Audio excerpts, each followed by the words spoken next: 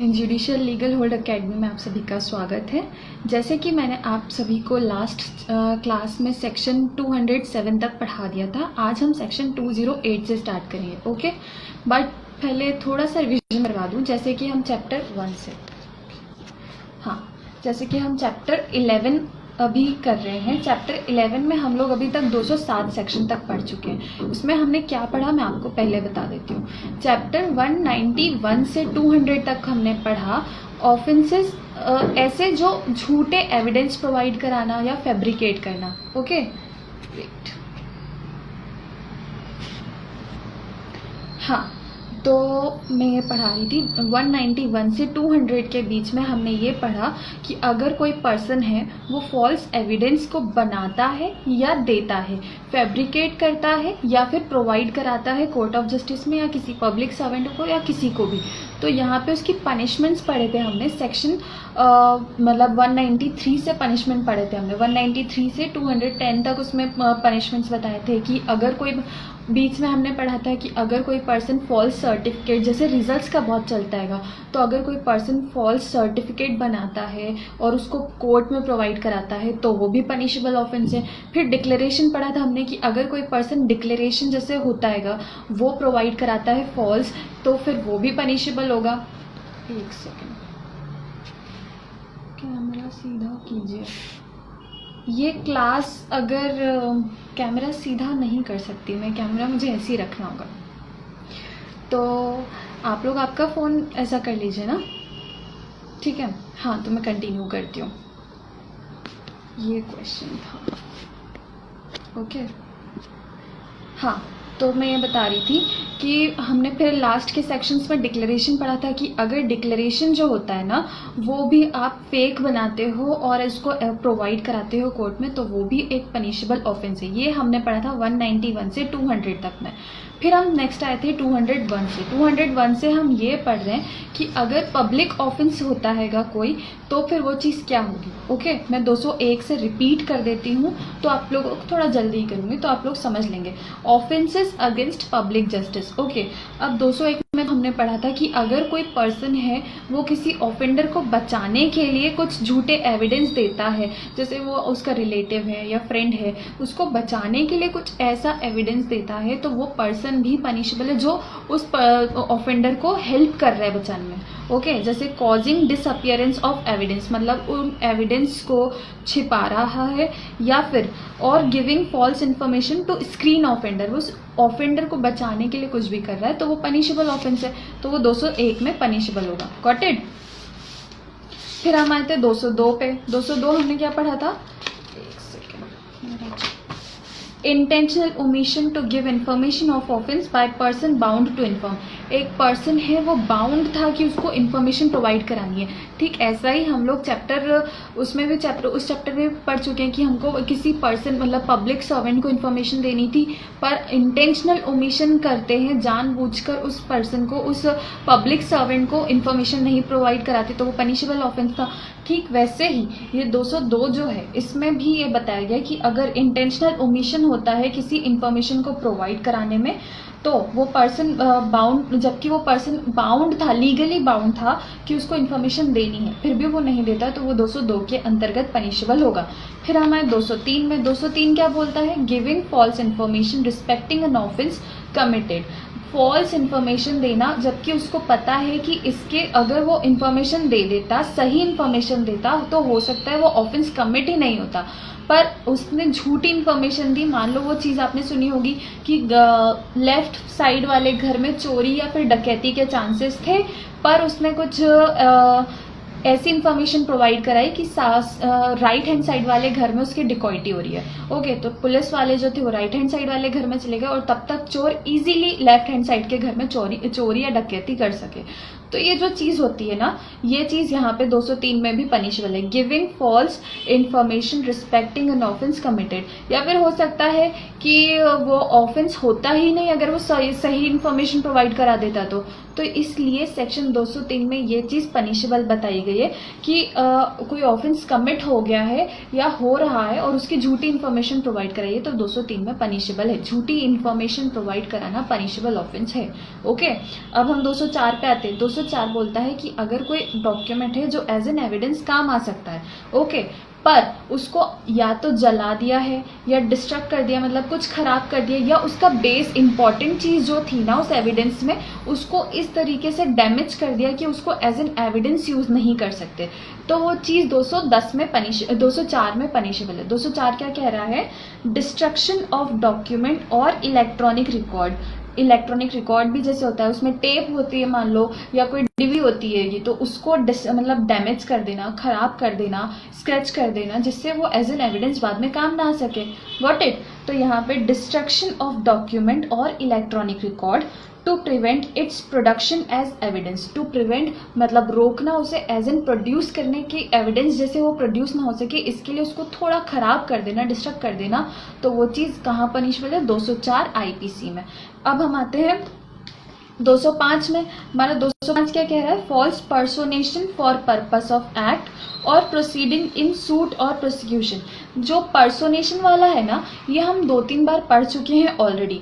जैसे कि हमने आर्मी और नेवी वाला चैप्टर पढ़ा था, चैप्टर 7, उसमें हमने सेक्शन कौन सा था? सेक्शन 140।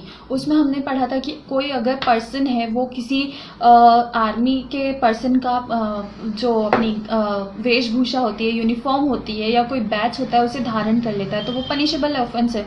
ठीक वैसे ही हमने चैप्टर पब्लिक सर्वेंट वाले में पढ़ा था। पब्लिक सर्वेंट में हमने पढ़ा था सेक्शन 170, 140, 170, 140, 170 और उसके बाद हमारे 205 पे।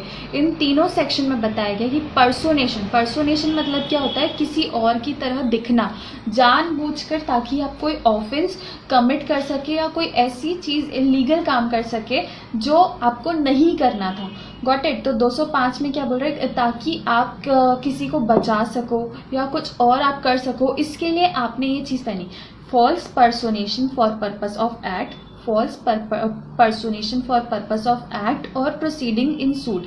किसी सूट में प्रोसीडिंग के लिए मान लो कोई जज का रूप धारण कर लिया, कोई वकील का रूप धारण कर लिया, किसी विटनेस का रूप धारण कर लिया, तो यहाँ पे 205 में वो चीज़ पनिशेबल है। ओके, सूट और प्रोसिक्यूशन, तो ये चीज़ भी ऑफेंस मानी गई, ये चीज़ भी पनिशेबल है। फिर हम आते हैं नेक्स्ट सेक्शन पे 206 क्या, और ये जो है हमारा 205, इसको मैंने बताया था कि 229 के साथ का पढ़ना है। 229 में क्या बताया? जो ज्यूरी और असेसर होते हैं उनका रूप धारण कर लेना, उसमें भी पर्सोनेशन है, पर वो चीज़ अब अप्लाई नहीं होती क्योंकि अब ज्यूरी और असेसर होते ही नहीं है। ओके, तो ये चीज़ हमारा 205 में थी। अब 206 पे आते हैं हम। आईपीसी का 206 क्या कहता है? 206 कहता है फ्रॉड्यूलेंट रिमूवल और concealment of property to prevent its seizure as forfeited और इन एग्जीक्यूशन। 206 और 207 जो है वो एकदम थोड़ा बहुत सिमिलर है। ठीक है, 206 में फ्रॉड्यूलेंट बोला है, मतलब फ्रॉड्यूलेंट हमने कहाँ पढ़ा था? सेक्शन 25 आईपीसी में इसकी डेफिनेशन है फ्रॉड्यूलेंट की। फ्रॉड्यूलेंट क्या कहता है कि किसी प्रॉपर्टी को छिपा देना ताकि, या फिर किसी को ट्रांसफ़र कर देना ताकि वो प्रॉपर्टी बिके नहीं, मतलब सीज ना कर सके। कोर्ट ने जैसे ऑर्डर निकाला है कि इस पर्सन की प्रॉपर्टी को आप सीज कर लो, जब्त कर लो। ये सीज वाली प्रोसीजर आप कहाँ पढ़ोगे? सीआरपीसी में।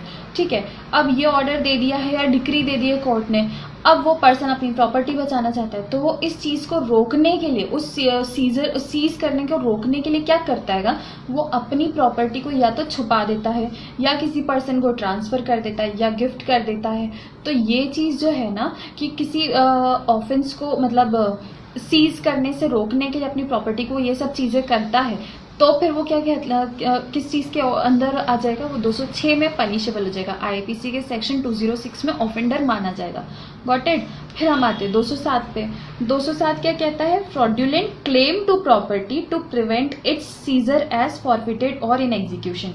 ये कहता है 206 के आगे का, ये जो पर्सन है वो जिसकी प्रॉपर्टी सीज की जाने का ऑर्डर है या डिक्री है, ओके, ये क्योंकि सिविल मैटर है तो यहाँ पे सूट आएगा, SUIT। ओके, इसको सूट बोलेंगे, और क्लेम करना बोलेंगे, क्योंकि ये जो चीज़ें मैटर होती है ना, सिविल सब्जेक्ट से मैटर करती है, तो उसमें क्लेम आ जाता है वर्ड। अब यहाँ पे अगर 207 में बता रही हूँ मैं कि अगर कोई पर्सन है वो ऐसी प्रॉपर्टी को क्लेम करता है जिसके लिए सीज करने का ऑर्डर निकल चुका है, ओके, तो वो चीज़ों फॉल्स क्लेम कर रहा है, ऐसा नहीं कि उसका रियल में राइट बनता है, नहीं, वो फॉल्स क्लेम कर रहा है ताकि वो प्रॉपर्टी सीज होने से बच जाए। मान लो दो फ्रेंड है, ए और बी। ए ने कहा, मतलब एक ही प्रॉपर्टी है कार, मान लो, ठीक है। उस कार को कोर्ट ने से, क्योंकि उसने उसकी वो भरी नहीं है ईएमआई, ओके, अब यहाँ पे ऑर्डर दे दिया है कोर्ट ने कि आप इसकी कार को जब्त कर लो, या कोई भी रीज़न है जिसके कारण कोर्ट ने ऑर्डर दिया है कि आप इसकी कार को जब्त कर लो, सीज कर लो, बैंक वालों को या किसी को भी कहा है, ओके, ये आप एज एन एग्जाम्पल समझो। अब यहाँ पे क्या होता है ना, वो पर्सन नहीं चाहता कि उसकी कार जब्त हो जाए, इसलिए वो अपने फ्रेंड बी को बोलता है कि भाई तुम मेरे ऊपर फॉल्स क्लेम कर दो कि मैंने तुमसे कुछ उधार लिया था इस गाड़ी के बदले, तो तुम ये कार ले लो और मुझे बाद में ये कार दे देना, ओके, ऐसा कुछ उसने कहा। तो वो उसका बी जो था वो तो फ्रेंड था, उसने उसकी बात मानी, ठीक है। तब वो बी ए के ऊपर क्लेम कर देता है, झूठा फॉल्स क्लेम कर देता है कि तुमने मुझसे कुछ पैसे लिए थे तो इसके बदले मेरी ये कार मुझे चाहिए। अब वो कार ले लेता है, तो यहाँ पे जो बी है ना वो 207 में पनिशेबल होगा और जो ए है वो 206 में पनिशेबल होगा। समझे आप? 206 में जो पर्सन अपनी प्रॉपर्टी सीज होने से बचाने के लिए चीज़ें कर रहा है ना, वो 206 में पनिशेबल होगा। और 207 में कौन पनिशेबल होगा? जो फॉल्स क्लेम कर रहा है उस प्रॉपर्टी पे जो सीज की जानी है, फॉल्स क्लेम कर रहा है, तो वो 207 में पनिशेबल होगा।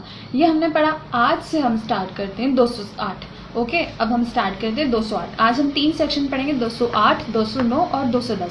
मैं आपको बता दूं 208 और 210 जो है ना वो हम साथ में पढ़ेंगे और 209 अलग। वैसे तो ये बहुत सिंपल सेक्शंस है, फिर भी आप सुन लीजिए, ठीक है।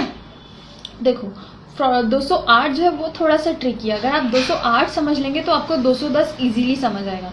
208 क्या कहता है? Fraudulently suffering decree for sum not due. एक पर्सन है, इसका आप पहले एग्जाम्पल समझो फिर मैं आपको एक्सप्लेन करती हूँ, या फिर एक बार हिंदी सुन लो। 208 क्या कह रहा है? ऐसी राशि के लिए जो शोध्य ना हो कपट पूर्वक डिक्री होने देना, सहन करना, ओके। देखो एक पर्सन है, ओके, ए, उसको पता है उसके ऊपर जेड ने क्लेम किया है कि जेड ने, ओके। अब कोर्ट ने उसके ए जो है वो जानता है कि जेड ने जो सूट लगाया है वो सही है और कोर्ट उसके अगेंस्ट में डिक्री या ऑर्डर दे सकता है कि इसकी प्रॉपर्टी जब्त कर ली जाए। मान लो घर जब्त कर लिया जाए या कोई कार जब्त कर ली जाए या कोई भी प्रॉपर्टी जो ए के पास है वो जब्त कर ली जाए, सीज कर ली जाए। क्योंकि जेड ने जो क्लेम लगाया, जो सूट लगाया वो बिल्कुल सही है, ओके। अब क्या होता है ना, ए नहीं चाहता कि उसके ऊपर ये सूट लगे और उसकी प्रॉपर्टी, उसको ये डिक्री मिले उसके पहले उसकी प्रॉपर्टी जब्त हो जाए। वो नहीं चाहता कि उसकी प्रॉपर्टी जब्त हो जाए, तो वो किसी से मिली भगत करके मतलब उसके फ्रेंड से, मान लो जैसे बी है, बी को कहता है कि भाई तुम मेरे ऊपर फॉल्स सूट लगा दो, कुछ ऐसा सूट लगा दो इतने पैसे का कि वो मेरे से जो बी ने जो सूट जेड ने जो लगाया ना, जेड ने जो सूट लगाया है किसी प्रॉपर्टी को जब्त करने के लिए, तो वो जेड ने जितनी अमाउंट का लगाया है उससे ज़्यादा अमाउंट का तुम लगा दो या उतना ही लगा दो ताकि मैं तुम्हें वो दे दूं, तुम मुझसे वो जीत जाना केस। मैं कुछ ऐसा करूँगा कि मैं हार जाऊँगा, मैं कोई एविडेंस प्रोवाइड नहीं कराऊंगा, मैं मान जाऊँगा कि हाँ तुम्हारा है। मतलब होता है ना कि अपने ही फेवर में सूट करवाना और उसको हार जाना, ताकि वो सामने वाला जो दोस्त है, जो बी है, वो सूट जीत जाए, ओके, और फिर उसको वो प्रॉपर्टी मिल जाए, ए की जो प्रॉपर्टी थी वो मिल जाए। फिर बाद में जो ये केस खत्म हो जाएगा, जेड ने जो केस लगाया है वो खत्म हो जाएगा, उसके बाद वो दोनों या तो हाफ हाफ कर लेंगे या फिर वो अच्छा दोस्त होगा तो वो पूरी प्रॉपर्टी दे देगा, या फिर कुछ भी ऐसा प्रॉपर्टी का कोई अमाउंट बी को दे देगा क्योंकि उसने फॉल्स सूट लगाया था, बाकी का ए वापस रख लेगा। तो ऐसी साजिश अगर ए रचता है, ए अगर ऐसा कुछ करता है कि उसको जेड को प्रॉपर्टी ना देना पड़े, जेड ने जो सूट लगाया है, जेड ने उसके अगेंस्ट में जो केस फाइल किया है उसमें उसको डिक्री उसके अगेंस्ट आ जाएगी। ए जानता है कि उसके अगेंस्ट में डिक्री या ऑर्डर हो सकता है, उससे बचने के लिए वो कोई झूठा केस लगवाता है, झूठा सूट फाइल करवाता है, सिविल सूट फाइल करवाता है ताकि उसको प्रॉपर्टी बी को देनी पड़ जाए। तो यहाँ पे ए जो है एज इन डिफेंडेंट वो 208 में पनिशेबल होगा। Got it. देखो मैं अब आपको एक्सप्लेन कर देती हूँ, आपको इलस्ट्रेशन समझ आया कि नहीं आप बता दो, वरना फिर क्वेश्चन में आप आस्क कर सकते हो। क्वेश्चन जो क्वेश्चन करके है उसमें आप मुझसे पूछ सकते हो अगर आपको नहीं समझ आया तो, ठीक है।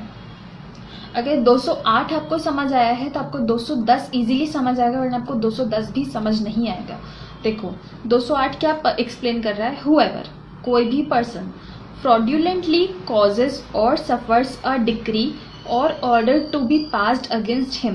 फ्रॉड्यूलेंटली जानबूझकर धोखाधड़ी से अपने अगेंस्ट में कोई सूट फाइल करवाता है और डिक्री लेता है अपने अगेंस्ट में, ओके। अब जानबूझकर causes or suffers a decree or order to be passed against him at the suit of any person for a sum not due or for a larger sum, या तो वो सम जो मतलब या तो वो अमाउंट, सम मतलब अमाउंट, ओके, वो अमाउंट जो उसको पे करना पड़ सकता है उस डिक्री के अगेंस्ट में जो जेड ने फाइल की है, ओके, या तो फिर उससे ज़्यादा अमाउंट ले लेगा ताकि वो फायदे में रहे, okay. Larger sum than is due to such person और फॉर एनी प्रॉपर्टी और इंटरेस्ट इन प्रॉपर्टी, या तो फिर कोई भी प्रॉपर्टी का interest in property to which such person is not entitled और फ्रॉड्यूलेंटली कॉजेज और suffers a decree or order to be executed against him after it has been satisfied or for anything in respect of which it has been satisfied shall be punished with imprisonment of either description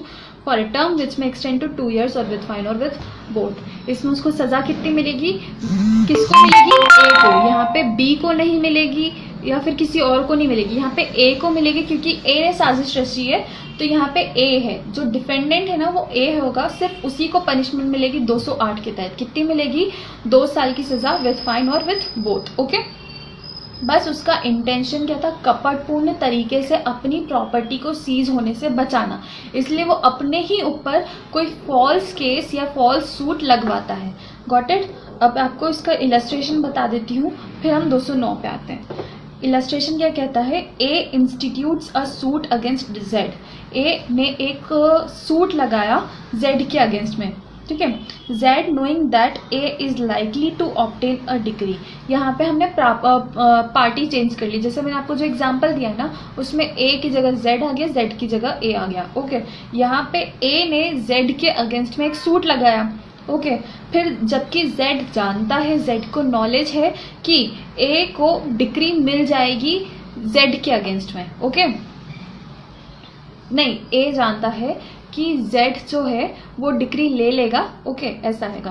फ्रॉड्यूलेंटली suffers a judgment to pass against him for a larger amount at the suit of B who has, तो वो अपने against में B से बोलता है कि तुम मेरे ऊपर फेक या फॉल्स सूट लगाओ, okay. Who has know just claim, जिसका कोई राइट नहीं बनता था क्लेम करने का, फिर भी वो लगाता है, okay, after against him in order that B either on his own account or for the benefit of Z may share in the proceeds of any sale of Z's property which may be made under A's decree, Z has committed an offence under this section। देखो ये तो थोड़ा सा tricky लगता है, A, Z and थोड़ा confusing होता है। मैं आपको इजी लैंग्वेज में बताती हूँ कि मान लो 2 नेम लेते हम, मनीषा है उसके और एक दीक्षा है, ओके। अब क्या होता है, मनीषा ने दीक्षा के ऊपर क्लेम किया है किसी प्रॉपर्टी को लेकर कि ये प्रॉपर्टी मुझे मिलनी चाहिए। अब दीक्षा जो है वो जानती है कि हाँ ये चीज़ जो है मेरे अगेंस्ट में ही होगी क्योंकि मनीषा ने सही सूट लगाया। तो दीक्षा क्या करती है, मोनिका को बोलती है कि मेरे ऊपर तुम भी सूट लगा दो, किसी प्रॉपर्टी के अगेंस्ट में मेरे ऊपर तुम सूट लगा दो और मैं जान करके वो केस या वो सूट हार जाऊंगा, मैं कुछ ऐसा प्रोवाइड नहीं कराऊंगा कि वो तुम्हारे अगेंस्ट में जाए, मेरे अगेंस्ट में ही मैं हार जाऊंगा वो सूट, तुम बस मेरे ऊपर वो सूट लगा दो किसी प्रॉपर्टी को लेकर इतनी बड़ी हो कि मैं मनीषा का वो सूट जो है उसमें मुझे कुछ पे ना करना पड़े, क्योंकि मैं ऑब्वियसली मेरे पास कुछ बचेगा नहीं तो मैं वो प्रॉपर्टी पे नहीं कर पाऊंगा, मनीषा को कर पाऊंगी, आई मीन, ओके। तो यहाँ पे मोनिका जो है दीक्षा के ऊपर ऐसा सूट लगाती है उतने अमाउंट का जितना मनीषा को पे करना है या फिर उससे ज़्यादा, ताकि वो ऑब्वियसली फ़ायदा हो सके। तो यहाँ पे क्या होता है, मोनिका ने सूट लगा दिया दीक्षा पे, मोनिका जीत जाती है, दीक्षा हार जाती है जान करके। अब यहाँ पे क्या होता है, दीक्षा ने अपनी जो प्रॉपर्टी मनीषा को देनी थी वो मोनिका को दे दी। ओके, तो यहाँ पे मनीषा के साथ तो धोखाधड़ी हुई है, तो यहाँ पे जो दीक्षा है ना वो सेक्शन 208 में ऑफेंडर मानी जाएगी, 208 में पनिशेबल होगी, और मोनिका जो है वो 210 में पनिशेबल होगी। इसलिए मैं आपको कह रही थी 208 और 210 हम साथ में पढ़ेंगे, क्योंकि 208 में दीक्षा पनिशेबल होगी और 210 में मोनिका पनिशेबल होगी जो हेल्प करती होगी। Got it. और यहाँ पे मनीषा का तो कोई सेंस ही नहीं है, बस उसके साथ फ्रॉड हुआ है, ठीक है। तो यहाँ पे हमारा 208 होता है खत्म। अब हम आते हैं 210 पे। पहले मैं आपको 210 पढ़ा देती हूँ, उसमें हल्का सा डिफरेंस है, बाकी वो बिल्कुल 208 जैसा है। फिर हम 209 पढ़ेंगे। ओके, 210 क्या कह रहा है हमारा, fraudulently obtaining decree for sum not due, fraudulently obtaining decree for sum not due. अब इसकी हिंदी क्या बोल रही है, ऐसी राशि के लिए जो शोध्य नहीं है, कपटपूर्वक डिक्री अभिप्राप्त करना। ओके, अब ये क्या एक्सप्लेन कर रहा है, सिर्फ इतना सा है, मैं आपको नॉर्मल लैंग्वेज में अगर बताऊं तो, कि वही पर्सन, जैसे मैंने आपको बताया कि मोनिका को कोई क्लेम नहीं बनता था, वो उसका कोई राइट नहीं बनता था कि वो सूट करे, फिर भी वो जान करके दीक्षा के ऊपर सूट करती है ताकि दीक्षा को उसकी प्रॉपर्टी मोनिका को देनी पड़ जाए, और वो दोनों मिली भगत करके वो पूरा पैसा उन्हीं के पास रहेगा ना। ऑब्वियसली उनको कोर्ट को नहीं देना पड़ेगा, उनको मनीषा को नहीं देना पड़ेगा, उनको उनका प्रॉपर्टी जो है अपने आप मिल जाएगा, इजीली मिल जाएगा, इजीली। इसलिए वो लोग ये चाल चलते हैं और ये साजिश रचते हैं। अब मैं आपको ये एक्सप्लेन कर देती हूँ। Whoever fraudulently obtains a decree or order against any person for a sum not due or for a larger sum than is due और for any property or interest in property, यानी property पे भी लगा सकते हैं, कोई particular interest पे भी लगा सकते हैं, कोई भी पर्टिकुलर चीज़ पे। ओके, जिससे वो चीज़ मिल सके। Interest in property to which he is not entitled, जिसके लिए वो इंटाइटल्ड नहीं है फिर भी उसने उसके अगेंस्ट में सूट लगाया या क्लेम लगाया। ओके, और फ्रॉड्यूलेंटली कॉजेज अ डिक्री और order to be executed against any person after it has been satisfied or for anything in respect of which it has been satisfied, or fraudulently suffers or permits any such act to be done in his name, उसके name पे वो ऐसा कुछ लगाता है, ऐसा claim करता है ताकि उसका फ्रेंड है या रिलेटिव है जो है उसको पे ना करना पड़े, रियल ऑफेंडर मतलब रियल जिसका सही क्लेम है, सही सूट है, उसको ना पे करना पड़े, इसलिए। Okay, shall be punished with imprisonment of either description for a term which may extend to 2 years or with fine or with both। Okay, यहाँ पे कितनी सजा है, यहाँ पे भी 2 साल तक की सजा विद फाइन और विद बोथ। इसमें सिर्फ डिफरेंस क्या है, 210 में पनिशमेंट मिली है किसको, प्लेंटिफ को जिसने केस लगाया है, और 210 में किसको पनिशमेंट मिल रही है, डिफेंडेंट को जिसके ऊपर केस लगा है। डिफरेंस आप समझे इन दोनों 208 और 210 में डिफरेंस ये है कि 208 में डिफेंडेंट को पनिशमेंट मिलता है और 210 में प्लेंटिफ को। प्लेंटिफ मतलब जो वाद लगाता है, आप कॉन्ट्रैक्ट में पढ़ोगे, सिविल प्रोसीजर कोड में पढ़ोगे, ये सब क्या है, प्लेंटिफ मतलब जो केस लगाता है, वादी। ओके, उसको वो पनिशेबल है 210 में, और डिफेंडेंट मतलब जिसके ऊपर केस लगाया है वो, तो डिफेंडेंट कहाँ पनिशेबल है, 210 में। ओके, यहाँ पे हमारा 210 भी हो गया। अब हम आते हैं 209 पे, हमारी क्लास का आज का लास्ट सेक्शन। 209 क्या बोलता है, डिसऑनेस्टली। डिसऑनेस्टली हमने कहाँ पढ़ा है, सेक्शन 24 आईपीसी में। ओके, तो ये क्या बोल रहा है, dishonestly making false claim in court. Dishonestly मतलब एक मिनट, बेईमानी से न्यायालय में मिथ्या दावा करना। बेईमानी से न्यायालय में मिथ्या दावा करना, कोई पर्सन बेईमानी से या डिसऑनेस्टली कोई फॉल्स मतलब या झूठा केस या झूठा सूट लगाता है अगर कोर्ट में, तो वो भी पनिशेबल ऑफेंडर है। तो यहाँ पे 209 ही बोलता है, बहुत इजी सा सेक्शन है ये तो, ठीक है। Whoever, कोई भी पर्सन, फ्रॉड्यूलेंटली और डिसऑनेस्टली विथ इंटेंट टू इंजर, मतलब किसी पर्सन को क्षति कारित करने के लिए या कुछ पैसे हासिल करने के लिए फॉल्स केस लगाता है कोर्ट ऑफ जस्टिस में, कोर्ट में फॉल्स झूठा केस, जानबूझ के कि वो जो केस लगा रहा है या जो सूट लगा रहा है वो झूठा है, उसके बावजूद वो लगाता है। तो यहाँ पे उसी के अगेंस्ट अगर ये साबित हो जाता है कि उसने फॉल्स केस लगाया है जानबूझकर, तो यहाँ पे वो 209 में पनिशेबल होगा। ओके, देखो whoever fraudulently or dishonestly or with intent to injure और annoy any person, किसी पर्सन को इंजर करने के लिए या अनॉय करने के लिए, क्षति कारित करने के लिए, परेशान करने के लिए केस लगाता है, okay, make in a court of justice any claim which he knows to be false, so वो जानता है कि वो झूठा है, shall be punished with imprisonment of either description, यहाँ पे आइदर डिस्क्रिप्शन बोला है मतलब सिंपल या रिगरस पनिशमेंट हो सकता है, विच में extend to 2 years, shall also be liable to fine, तो उसको कितने साल की सज़ा मिलेगी, 2 साल की सज़ा विथ फाइन और विथ बोथ, ओके। बस इतना सा सेक्शन था ये, यहाँ पे ये सेक्शन भी एंड होता है। आज की हमारी क्लास यहाँ पे ख़त्म होती है। 210 तक मैंने आपको पढ़ा दिया है। अब कल से हम 211 स्टार्ट करेंगे। 211 हम पहले सेक्शन 182 के साथ रीड करके वैसे पढ़ चुके हैं, ओके। 211 भी इजी ही है, तो कल हम 211 से स्टार्ट करेंगे।